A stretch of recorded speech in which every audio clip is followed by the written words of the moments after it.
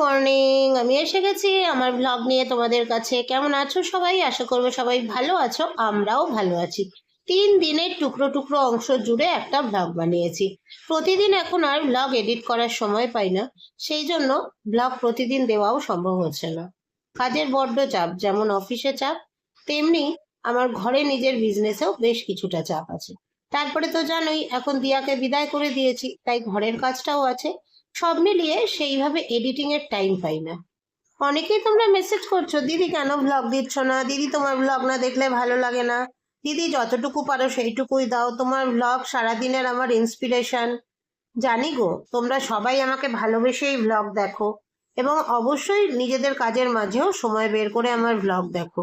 এটা আমার অনেক বড় পাওনা। কিন্তু কি বলো তো, একে তো প্রচন্ড গরম, যদিও 2 দিন ধরে গরমটা কমেছে তাই ব্লগটা দিতে পারছি। এত গরমে এত ক্লান্তি লাগছিল না, নিয়ে এসে না, আর অফিস থেকে ফিরে এসে ব্লগ যতটুকু করা হচ্ছে হচ্ছে, কিন্তু সেই ব্লগটা যে এডিট করব সকালবেলা, সেই সকালবেলা সেই এডিটিংটা আর হয়ে উঠছে না।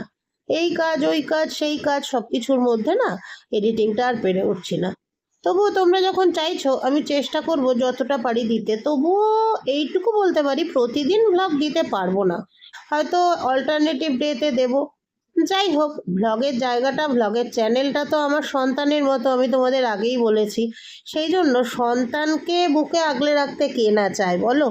সব সময় টাকা দেখলে চলে না, কত টাকা ইনকাম হচ্ছে সেটার জন্য আমি সব সময় যে ওইটাই চিন্তা করব যে না এখন টাকা বেশি পাচ্ছি না।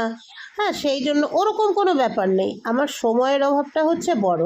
আর হ্যাঁ, প্রচুর মানুষ তো আমাকে ভালোবেসে, আমার হাতের কাজকে ভালোবেসে অর্ডার দিচ্ছে, তাদের অর্ডারগুলোর প্রতি একটা দায়বদ্ধতাও আছে, সেটাও তো মানতেই হবে। কথা বলতে বলতে দেখো বাসি কাজ মোটামুটি সেরে নিলাম। ওদিকে বাসনপত্র গুছিয়ে এদিকে ঘর দুয়ার ঝাড় দিয়ে নিয়ে তারপরে আমি চলে যাব স্নানে। স্নান করে পুজো করে তারপরে চা টা করবো। খুব কিন্তু একটা বেশি সময় হয়নি, এখন বাজে 5টা 35। তো দেখো বাইরেটা ঠিক আছে, ওই যে জানলায় পর্দাটা, জানলা মানে ওই ব্যালকনির জানলাটাতে পর্দা আছে, তো তাই একটু অন্ধকার অন্ধকার লাগছে। রাত্রিবেলা শোয়ার আগে সবগুলো মানে একদম টেবিলটা সুন্দর করে মুছে রাখি, তো তাই টেবিল ম্যাটগুলো সব মুছে নিচে নামিয়ে রাখি। এইখানে পল্লবের জন্য ড্রাই ফ্রুটস ভেজানো আছে, আর আমি ড্রাই ফ্রুটস ওইভাবে খাবো না, আমি আজকে টক দইয়ের সাথে মিশিয়ে খাবো। Good morning. রবিবার দিন একটু ভিডিও, না রবিবারটা তো সোমবারে ছেড়েছি, সোমবারে একটু ভিডিও করেছিলাম। কালকে গোটা দিন কোনো ভিডিও করিনি, কারণ শরীরটা ভালো লাগছিল না। এত গরম শরীর ভালো লাগছিল না। আজকে আবার সকালবেলা, এখন বেজেছে 6টা 40, আমার ঘর পরিষ্কার করা, এখন তো দিয়ারানিকে অফ করে দিয়েছি, ঘর ঝাড় দেওয়া মুছি না আমি, মুছে বিকেলবেলা পল্লব যখন ফিরে আসে এসে মুছে নেয়। ঘর ঝাড় দেওয়া, স্নান, পুজো, ইভেন কি চা খাওয়া। এই দেখো বিছানায় বসেই চা খেলাম, চা খাওয়াও কমপ্লিট করে এখন আমি বসে গেছি বোনা নিয়ে। ওদিকে ভাত হয়ে গেছে। আজকে একটাই আইটেম করবো, সেটা হচ্ছে আলু পটল পোস্ত। ব্যাস। পল্লব যাবে একটু বাদে বাজারে, একটু মাছ নিয়ে আসবে, মাছটা রাত্রিবেলা রান্না করবো। তো এখন বোনাবুনি করি, তারপরে আস্তে আস্তে রেডি হয়ে বেরোতে হবে।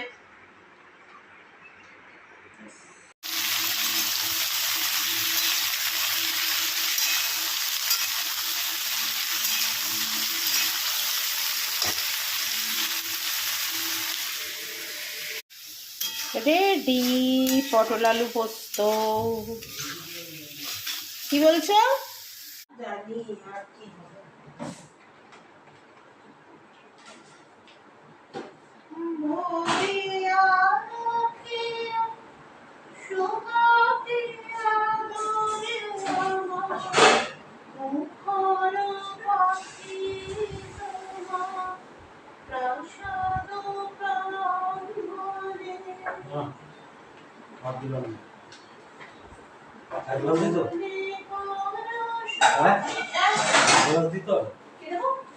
দিতে হবে না।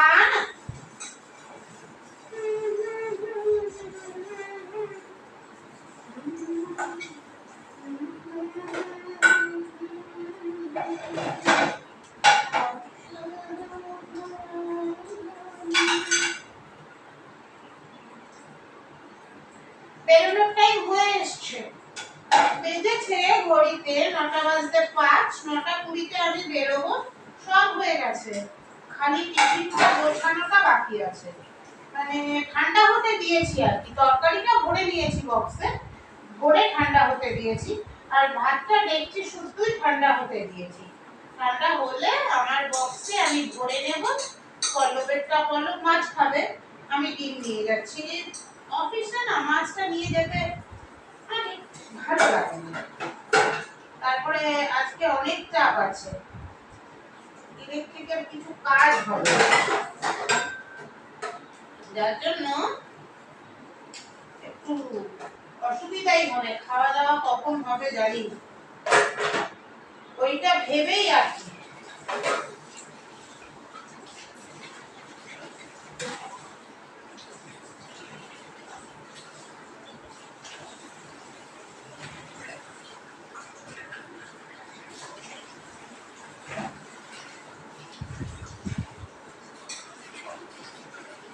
বলছি এইটা কি এখানেই থাকবে, এই যে ঝুড়িটা? তাহলে আমি এসে এগুলো তুলে দিয়ে আবার রাতেরগুলো এই ধুয়ে দিতে পারবো। তুমি দুপুরেরটা তোমারটা ধুয়ে এখানেই রেখে দিও, ঠিক আছে? কারণ এখন তো আর গ্যাসে কাজ করার কিছু নেই, তুমি তোমারটা ভাবে যাবে বেরিয়ে যাবে, আবার কি আমি আমার মতো এসে আবার করব।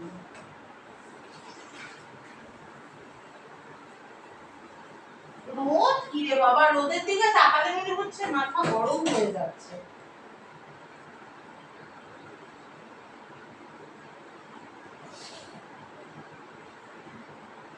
তোমারটা খেয়ে নিলে? হ্যাঁ।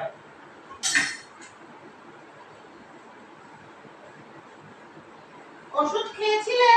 হ্যাঁ। সুগারেরটা? হ্যাঁ। সুগারের ওষুধ? হ্যাঁ। খেয়েছিলে? হ্যাঁ।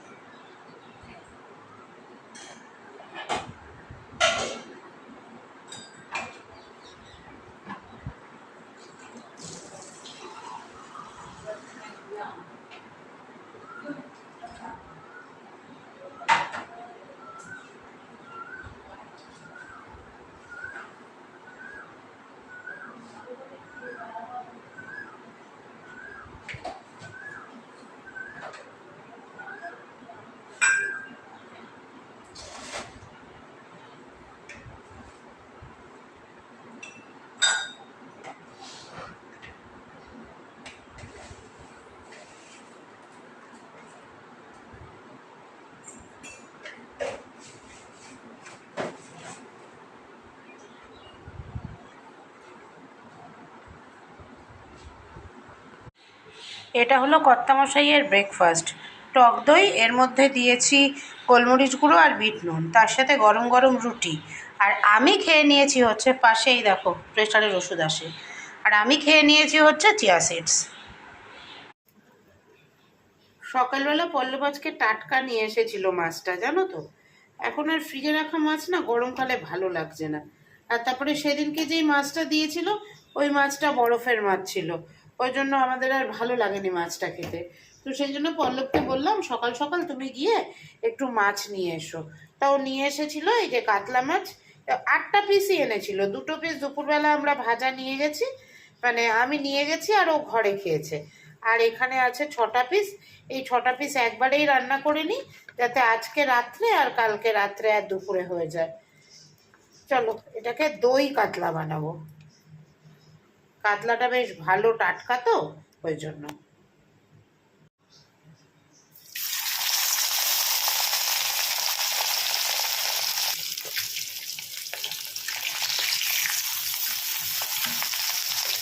দই কাতলাটা ছানা কাতলা হয়ে গেছে, দেখো। এটা দই কাতলা বানানো হয়েছে ঠিকই, কিন্তু এটা হয়েছে ছানা কাতলা, দই কাতলা না। না, যেটা সত্যি সেটাই তো বলছি, কারণ কিছু একটা 19-20 হয়েছে, কারণ 19-20 আমি বুঝে গেছি মানে কি হয়েছে। দইটা খুব ঠান্ডা ছিল তো, এটা বার করে সঙ্গে সঙ্গে দিয়ে দেওয়া হয়েছে, এর ফলে কিন্তু দইটা ফাটানো হয়েছে খুব ভালোভাবে, কিন্তু জিনিসটা টেস্টিও হয়েছে, কিন্তু দেখে মনে হচ্ছে ছানা দিয়ে না। যাই হোক, ভালো হলেও দেখাতে হবে, খারাপ হলেও দেখাবো, অবশ্যই। এতে কোনো দ্বিধাবোধ নেই, দ্বিমত নাই। সুতরাং এই হচ্ছে পোস্ত, দই কাতলা বলো, ছানা কাতলা বলো, যেটাই বলো। আর এখানে আছে পটল পোস্ত, পটল আলু। আলু আছে সাথে। এই হচ্ছে দুটো আইটেম আজকের ডিনারে। চলো খেয়ে ফেলি, অলরেডি 10টা 20। পল্লব একা খাবে, তাই এর মধ্যে পল্লবের জন্য 4টে আমন্ড, হ্যাঁ 4টেই আছে বোধহয়, নর্মাল বাদাম আর অল্প কিশমিশ ভিজিয়ে দিয়েছি। আর আমার এখানে আমি আমার ব্রেকফাস্ট রেডি করছি। এখানে টক দই নিয়েছি, এর মধ্যে দিয়ে দিলাম একটু কাজু আর কিশমিশ, আর দেব হচ্ছে 1 চামচ পরিমাণ চিয়া সিডস। আর এটা আমি এখন রেখে দেবো ফ্রিজে তুলে, কালকে যখন খাবো তখন এর মধ্যে আরও কিছু জিনিস অ্যাড করব, তখন তোমাদের দেখাবো। চলো সবাইকে tata, bye bye, good night.